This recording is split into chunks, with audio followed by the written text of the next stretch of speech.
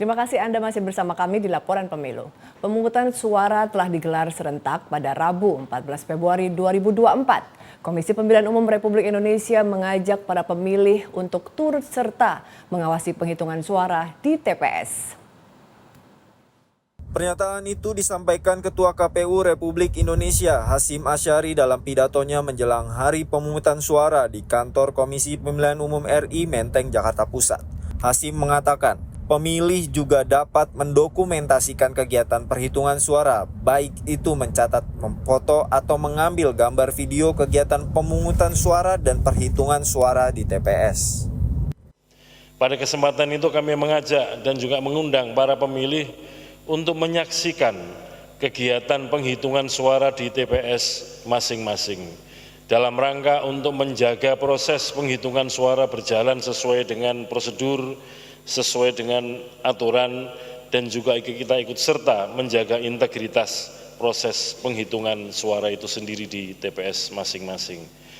Siapapun warga negara Indonesia termasuk pemilih, para jurnalis, para pemantau dapat mendokumentasikan proses-proses pemungutan suara di TPS dan juga proses-proses penghitungan suara di TPS dengan cara mencatat, memfoto, mengambil gambar, atau mengambil video. Ini dalam rangka untuk kita bersama-sama menjaga akuntabilitas, menjaga transparansi, dan juga menjaga integritas proses pemilu, terutama kegiatan puncak, yaitu pemungutan dan penghitungan suara di TPS. Presiden Joko Widodo meminta agar pihak-pihak tertentu tidak hanya mengeluhkan soal pelaksanaan pemilihan umum yang disebut banyak kekurangan. Jokowi minta jika ada bukti bahwa pelaksanaan pemilu curang langsung dibawa ke Bawaslu RI dan Mahkamah Konstitusi. Mengenai kecurangan, caleg itu ada saksi di TPS. Partai ada saksi di TPS, capres, cawapres, kandidat ada saksi di TPS. Di TPS ada Bawaslu, aparat juga ada di sana. Terbuka untuk diambil gambarnya. Saya kira pengawasan yang berlapis-lapis seperti ini akan menghilangkan adanya kecurangan. Tapi kalau memang ada betul, ada mekanisme untuk ke Bawaslu, mekanisme nanti persidangan di MK, saya kira sudah diatur semuanya kok. Jadi janganlah teriak-teriak curang. Ada bukti langsung bawa ke Bawaslu, ada bukti bawa ke MK. Ya. Pemungutan suara telah digelar serentak pada 14 Februari 2024 kemarin. Komisi Pemilihan Umum Republik Indonesia mengajak para pemilih untuk turut serta mengawasi penghitungan suara di TPS. Lalu bagaimana peran serta masyarakat dalam mengawal pemilu agar berjalan damai dan jurdil? Telah bergabung secara virtual Dewan Pembina Perludem Titi Anggraini. Mbak Titi. Halo, selamat sore Mbak Titi. Sore. Iya Mbak Titi, bisa dengar saya ya? Oke Mbak Titi selamat sore. Iya bisa. Mbak Titi ini menyangkut bahwa ini kan hasil real count KPU sampai sore ini masih lebih sekitar ya 50-an% ya. Dan artinya hasil quick count udah menunjukkan bahwa pasangan 02 yang unggul gitu. Tapi akhirnya pihak-pihak menilai bahwa ini sebetulnya cukup besar gitu kecurangan yang terjadi. Nah kalau Mbak Titi melihat ini gimana Mbak? Ya tentu saja kalau dari sisi perolehan suara ini kan prosesnya masih terus bergulir. Saat ini sedang berlangsung rekapitulasi suara di tingkat kecamatan. Setelah dari tingkat kecamatan akan berlanjut di tingkat kabupaten kota, kemudian provinsi, dan terakhir penetapan perolehan suara secara nasional di tingkat oleh KPU RI yang diproyeksikan akan berlangsung pada 20 Maret 2024. Nah, saya kira adalah bijaksana ketika para pasangan calon menyatakan kita tunggu hasil resmi yang akan diumumkan oleh Komisi Pemilihan Umum. Meskipun dalam praktek selama ini, kalau selisihnya terlalu besar dan ini hampir semua lembaga quick count menyatakan selisih yang cukup jauh, biasanya penetapan hasil oleh KPU itu tidak akan terlalu jauh. Tapi tetap saja saya kira yang paling bijaksana adalah menunggu hasil resmi karena memang hasil yang diakui itu adalah hasil rekapitulasi manual yang ditetapkan oleh KPU. Nah, bagaimana kemudian soal misalnya pernyataan ada kecurangan atau pelanggaran pemilu? Ruangnya itu sudah diberikan oleh peraturan perundang-undangan kita, yaitu melalui pelaporan ke Badan Pengawas Pemilihan Umum, dan juga pada akhirnya setelah ada penetapan hasil secara nasional, yaitu melalui perselisihan hasil pemilu di Mahkamah Konstitusi. Menggunakan jalan hukum atau kemudian menempuh upaya hukum, baik pelaporan melalui Bawaslu ataukah melalui perselisihan hasil pemilu di Mahkamah Konstitusi, sama-sama merupakan mekanisme yang legal. Dan yang kita perlu pantau adalah semua pihak yang kemudian akan menggunakan cara-cara tersebut melakukan pembuktian yang didukung oleh berbagai data, fakta, bukti-bukti pendukung, dan Mahkamah Konstitusi atau Bawaslu dan Mahkamah Konstitusi memberikan waktu yang memadai untuk dilakukan pembuktian. Selain itu juga diberikan akses yang adil dan setara bagi pihak-pihak yang dilaporkan atau menjadi pihak termohon untuk melakukan pembelaan diri. Jadi ini yang harus kita pantau. Upaya hukum merupakan sebuah hal yang dibolehkan dan dimungkinkan, tetapi di saat yang sama Bawaslu dan Mahkamah Konstitusi perlu menerapkan standar kerja yang profesional dan berintegritas, persidangan yang terbuka dan dibuka untuk umum, sehingga ada keyakinan bahwa mereka di dalam menangani berbagai laporan dugaan pelanggaran ataupun kecurangan tersebut telah bekerja dengan performa terbaik mereka, begitu. Kira-kira begitu, Mbak Eli. Nah, Mbak Titi, ini kan juga ada juga yang cukup hangat nih terkait Sirekap. Sirekap ini kan lagi kontroversi juga. Dianggap bahwa KPU misalnya ternyata ada satu TPS yang sampai 3 juta suara tuh katanya. Inputnya seperti itu. Jadi ada beberapa hal-hal yang akhirnya membuat Sirekap ini sangat kontroversi sekarang. Jadi cukup ikut memanasi ya suasana di mana misalnya ada pihak yang merasa dirugikan, yaitu mungkin pasangan 1 dan 3 yang merasa mungkin menjadi bagian dari ikut dirugikan dalam hal ini. Gimana Mbak Titi? Ya, Sirekap itu pada dasarnya adalah alat bantu untuk transparansi dan transparansi, akuntabilitas, dan partisipasi masyarakat. Jadi tadi kita sudah bahas bahwa setelah penghitungan suara di TPS, penetapan rekapitulasi penghitungan suara secara nasional yang akan dilakukan KPU itu diatur di dalam Undang-Undang Pemilu kita paling lambat 35 hari setelah penghitungan suara. Jadi 35 hari setelah 14 Februari itu diproyeksi paling lambat pada 20 Maret 2024. Nah, karena durasinya antara TPS ke pengumuman hasil rekapitulasi penghitungan suara nasional itu sangat panjang, maka sejak 2004 sebenarnya dan disempurnakan pada 2014 melalui teknologi yang namanya situng, 2019 juga masih pakai situng, 2024 namanya menjadi Sirekap, Sistem Informasi Rekapitulasi Suara gitu ya. Nah, Sirekap ini tujuannya adalah mengunggah atau menampilkan foto hasil penghitungan suara dari TPS ke dalam medium publikasi yang namanya Sirekap tadi. Jadi dia berbasis sistem teknologi informasi, di mana KPPS itu satu orang mengoperasikan HP Android, mengambil foto dan mengirimkan ke server Sirekap. Dengan demikian, kita para pemilih itu diharapkan bisa menjadi bagian dari kontrol atau pengawasan dan dari keterbukaan KPU itu lahirlah yang namanya partisipasi masyarakat. Supaya kita nih bisa yakin, karena jaraknya antara penghitungan suara dengan pengumuman hasil itu agak jauh, kita bisa mengikuti rangkaian prosesnya dengan melihat bahwa hasil penghitungan suara di TPS kita itu diunggah atau disimpan dalam jumlah yang benar begitu ya. Dan kita akhirnya tidak hanya bisa melihat hasil dari TPS kita juga bisa melihat dari TPS sebelah, dari TPS kelurahan lain, dari kecamatan lain, bahkan bisa melihat hasil penghitungan suara dari TPS di seluruh Indonesia, bahkan hasil dari TPS seluruh dunia. Nah, tujuannya apa? Supaya kita yakin setiap suara itu betul-betul dihitung dengan benar, kita juga bisa ikut merekapitulasi oleh kita gitu ya. Seperti tahun 2014 ada gerakan kawal pemilu yang menghitung hasil dari TPS itu dan kemudian menjumlahkannya. Ternyata hasil penjumlahannya itu tidak jauh berbeda dengan penetapan hasil yang dilakukan oleh KPU. Nah, itu tujuannya.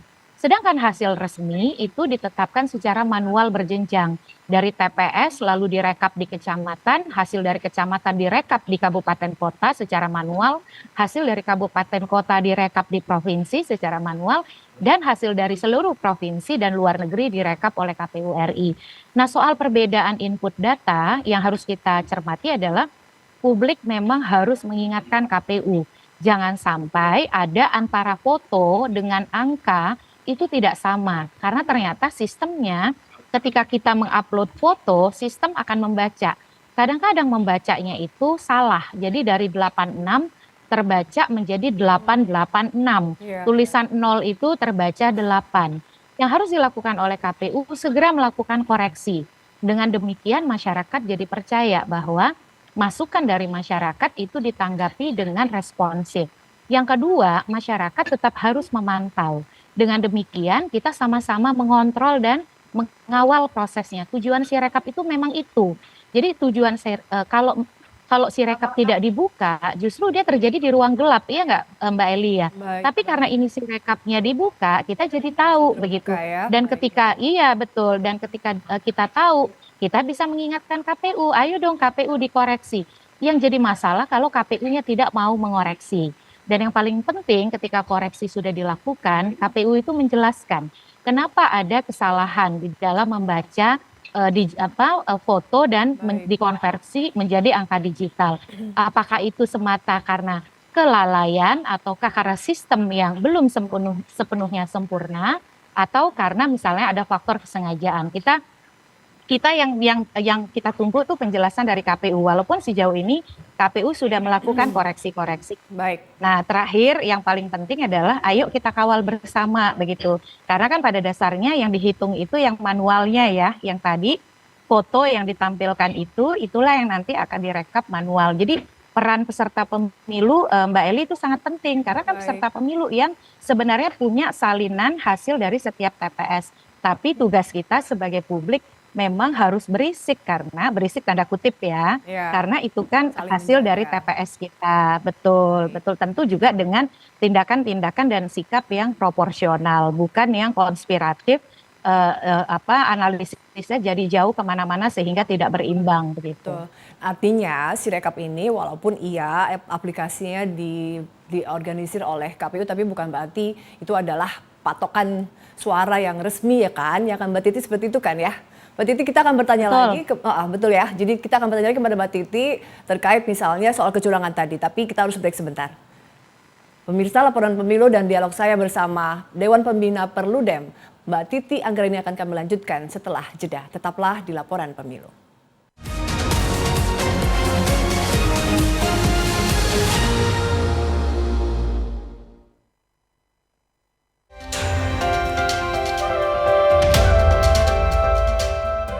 Yang pertama dan paling hangat, informasi yang menemani Anda memulai ragam aktivitas. Jadi kalau ada tragedi Jadikan pagi Anda lebih berarti dengan kabar terkini. Hanya diaspora Indonesia.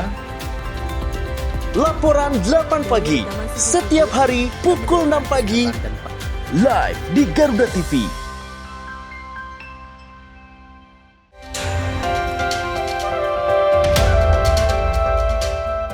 Jangan lewatkan jam rehat Anda dengan perkembangan informasi paling aktual. Peristiwa yang terjadi setiap saat disajikan untuk Anda. PUPR Basuki Hadi Mulyono. Tersangka ini menyatakan Laporan 8 siang, setiap hari pukul 12 siang live di Garuda TV.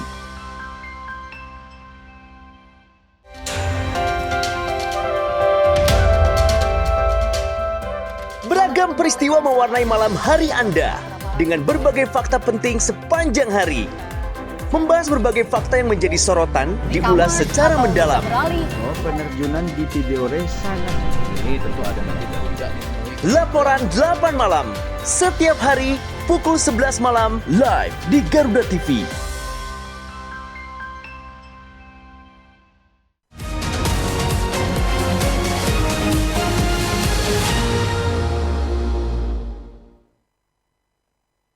Terima kasih Anda masih bersama kami di Laporan Pemilu. Dialog saya bersama Dewan Pembina dari Perludem, Titi Anggraini, saya lanjutkan kembali.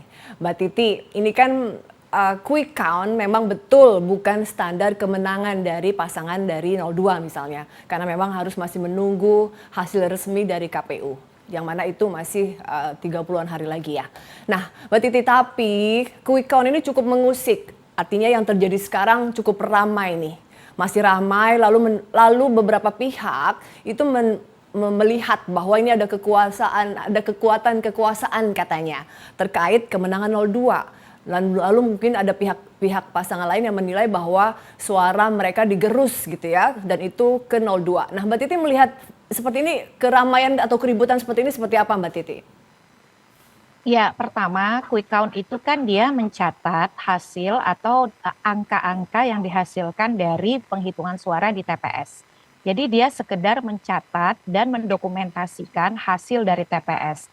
Kalau kemudian hasil dari TPS itu misal dihasilkan dari sebuah proses yang bermasalah, proses yang memuat atau kemudian dilandasi oleh adanya pelanggaran, kecurangan, manipulasi, itu kan tidak bisa dipotret oleh quick count. Nah, quick count itu sekedar menghadirkan ini loh pemilih milihnya A, maka A lah jumlahnya. Tetapi apakah A itu karena ada intimidasi, karena ada kecurangan, ada pelanggaran, lalu ada manipulasi, tekanan, gangguan begitu ya dari pihak-pihak eksternal pemilih, itu mekanisme prosesnya berbeda lagi. Jadi ada dua jalur yang bisa digunakan.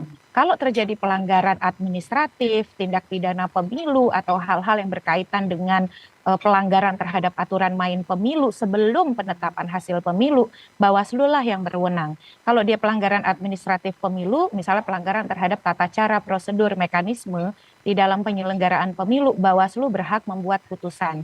Kalau dia tindak pidana, Bawaslu yang menerima laporannya, proses hukumnya melalui polisi kejaksaan. Misalnya, oh ada rekayasa suara nih, dari 10 jadi 100, jadi 100 dari 100 jadi 10, pergeseran suara dari 1 ke 3, 3 ke 2, 2 ke 1, dan seterusnya ya misalnya. Itu Bawaslu bisa menyelesaikan dan melakukan investigasi. Atau kalau menyangkut misalnya kesalahan pencatatan hasil dan itu ditemukan setelah penetapan hasil oleh KPU, maka ruang itu ada di Mahkamah Konstitusi. Memang tidak panjang waktunya. 3 hari setelah penetapan hasil harus memasukkan gugatan ke Mahkamah Konstitusi dengan alat bukti pendukung dan Mahkamah Konstitusi akan bersidang 14 hari kerja. Jadi yang dibutuhkan sekarang kalau ingin menempuh upaya hukum, lakukan itu sambil kemudian mempersiapkan segala sesuatunya untuk pembuktian. Di saat yang sama, Bawaslu dan MK tadi kita sudah bahas perlu terbuka dan juga transparan di dalam menangani perkara sehingga publik juga bisa mengikuti prosesnya dan kemudian bisa percaya ya bahwa prosesnya dilakukan tidak dengan aturan main yang benar. Baik, gitu. baik. Mbak Titi, pernah nggak misalnya ternyata nih kemudian pihak-pihak yang tadi merasa bahwa menemukan bukti-bukti kecurangan lalu memang iya ke MK, lalu misalnya sampai kemudian MK memutuskan pemilu ulang, itu mungkinkah gitu Mbak Titi? Berandai-andai gitu? Jadi ada beberapa pembelajaran ya Mbak Eli. Yang pertama kalau dia pemilu legislatif. Pemilu legislatif di 2019 lalu ada dari 200-an pengaduan ke MK, itu yang diperintahkan penghitungan dan pemungutan suara ulang dikabulkan lah istilahnya ya. Ada 12 perkara dari 200-an lebih.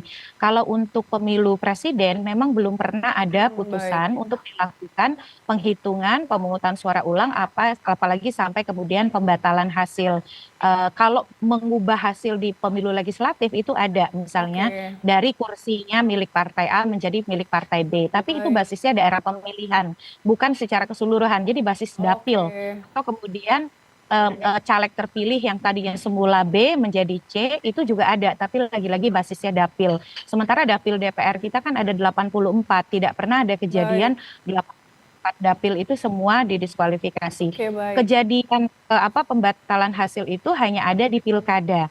Dan pilkadanya pun pada level kabupaten kota. Kalau provinsi belum pernah ada. Kira-kira begitu. Baik. Mbak Titi, ini ke depan lah ya, maksudnya ini walaupun hasil quick count memang bukan adalah patokan, cuma ini kita bicara melihat ke depan ya. Walaupun masih memang iya ini berdasarkan hasil quick count. Salah satunya misalnya hasil quick count terkait kemenangan partai PDIP sebagai pemenang pertama kalau lihat hasil quick count. Lalu ini calon presiden kita misalnya yang unggul di quick count adalah pasangan 02, yang mana itu adalah Gerindra. Nah, kalau melihat suasana nih, kalau kita melihat ya Mbak Titi, biasanya kan sesuai MD3 yang menjadi pemimpin di DPR kan adalah partai pemenang. Nah, lalu ini kemudian misalnya jadi di legislatif, kemudian PDIP, lalu di eksekutif adalah Gerindra gitu ya, dan ada Golkar di situ.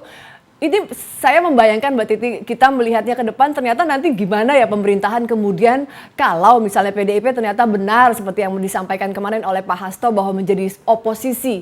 Saya merasakan bahwa wow, antara legislatif dan eksekutif gimana nih? Apakah akan cekcok terus Mbak Titi? Coba cerita nih Mbak Titi gimana? Iya, Mbak Eli, sebenarnya situasi itu tidak apa-apa, justru Oke. bagus. Jadi ada saling kontrol atau Berarti kekuatan suasananya betul sehat penyeimbang. ya? Iya, jadi Oke. demokrasinya bisa sehat.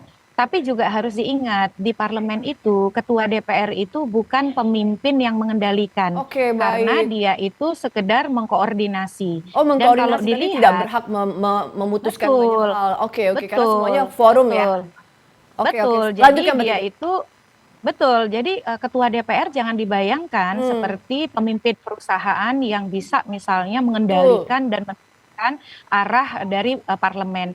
Dan memang presiden itu perlu mendapatkan dukungan yang signifikan. Dan kalau kita lihat bekerjanya parlemen itu kan berdasarkan pengelompokan koalisi ya, bisa dikatakan begitu. Ini kan di dalam pencalonan itu ada koalisi pencalonan. Baik. Dan biasanya koalisi pencalonan itu juga akan berlanjut di dalam kerjasama politik di parlemen. Jadi tidak dibayangkan bekerjanya itu sendiri-sendiri, Ya, partai per baik. partai. Jadi harus dilihat, Gerindra pasti besar kemungkinan itu akan bergabung dalam konsentrasi kekuatan politik bersama dengan Golkar, bersama dengan PAN, bersama dengan PSI kalau masuk parlemen ya, dan beberapa kekuatan yang memang mendukung pencalonan Prabowo Gibran. Sebaliknya, kalau nanti PDIP bersama P3 bersama dengan Nasdem, PKS dan juga satu lagi itu saya lupa ya, tiga P3, partai itu. PKS. PKB betul. ya, dan ya. Lalu kemudian mereka memutuskan tidak mau menjadi bagian dari pemerintah dan menjadi kekuatan penyeimbang. Jadi akhirnya kontrol di parlemen itu konsentrasi kekuatannya Baik. adalah antara koalisi pencalonan Prabowo dan non koalisi pencalonan. Jadi akan seperti itu. Jadi kita tidak perlu khawatirkan bahwa Oke. seolah-olah nanti akan ada deadlock, tapi justru Betul. nanti akan saling menyeimbangkan, dan kecenderungannya di politik kita, di praktik politik kita tidak ada sepenuhnya itu yang face to face ya, berhadap-hadapan. Baik, Mereka baik. bahkan bisa berkompromi untuk sebuah kebijakan yang mereka itu posisi politiknya sama gitu. Oke, baik. Kecuali yang sifatnya populis. Nah, yang populis itu contohnya apa? Kenaikan BBM. Nah, hal-hal seperti itu akan menyebabkan kadang-kadang partai itu akan mengambil pilihan-pilihan yang lebih populis. Bahkan yang mendukung pemerintah pun kadang-kadang tidak selalu sejalan gitu Baik, ya. baik. Iya, Betul. baik. Mbak Titi, diskusi dengan Mbak Titi selalu menarik karena dengan kecerdasan membuat kita makin pintar. Makasih Mbak Titi Anggraini sudah bergabung bersama kita di Laporan Pemilu. Sampai bertemu lagi. Selamat sore Mbak Titi. Terima kasih, Eli. Sehat selalu. Sore.